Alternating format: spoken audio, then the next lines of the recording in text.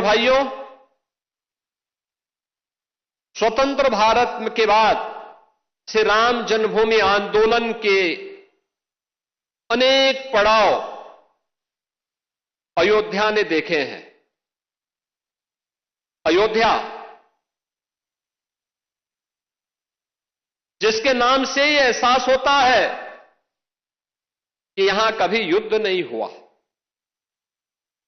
यानी कोई भी दुश्मन यहां के शौर्य से, यहां के वैभव से, यहां के पराक्रम के सामने कभी टिक नहीं पाया। लेकिन कुछ लोगों ने अपने निहित स्वार्थ से, मजहबी जनून और सत्ता की तुष्टीकरण की उस निकृष्टता में पड़ करके अयोध्या को भी उपद्रव और संघर्ष का एक अड्डा बना दिया था। वही अयोध्या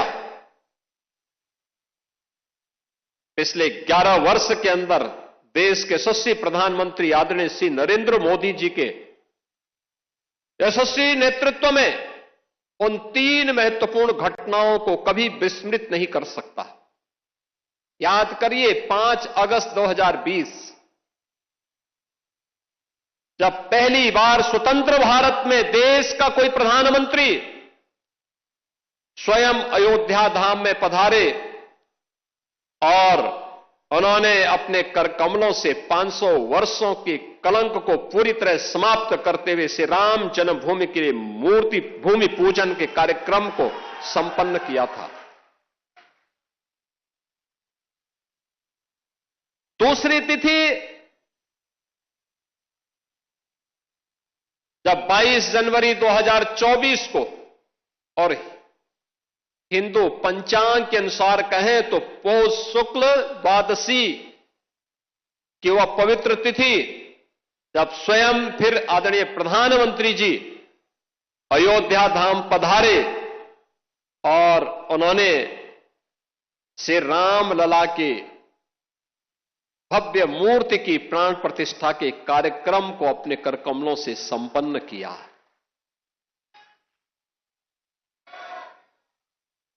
तीसरा,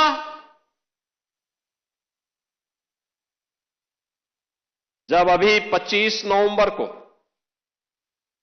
विवाह पंचमी के शुभ अवसर पर आदरणीय प्रधानमंत्री जी फिर अयोध्या आए थे और राम मंदिर के मुख्य शिखर पर उन्होंने सनातन धर्म की ध्वजा पताका को, भगवा ध्वजा को प्रतिष्ठित करके सनातन से ऊपर कोई नहीं, इस सनातन की ध्वजा पताका हमेशा दिग दिगंत तक ऐसे ही गूंजती रहेगी और ऐसे ही दिखाई देगी।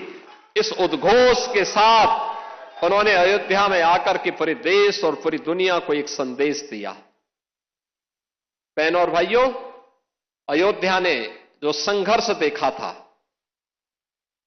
पिछली सरकार ने अयोध्या को लहूलुहान करने का, अयोध्या ने जो संघर्ष देखा था, पिछली सरकार ने अयोध्या को लहूलुहान करने का कार्य किया था। जिस अयोध्या में कभी संघर्ष नहीं होते थे, उस अयोध्या को लहूलुहान करने वाले लोग, उस अयोध्या में जिनके शासन में आतंकी हमले होकर के अयोध्या को लहूलुहान करने का प्रयास हुआ था, लेकिन प्रभु की कृपा और बजरंगबली जहां की रक्षा स्वयं कर रहे हो, वहां तो भूत पिशाच से निकट नहीं आवे महावीर जब।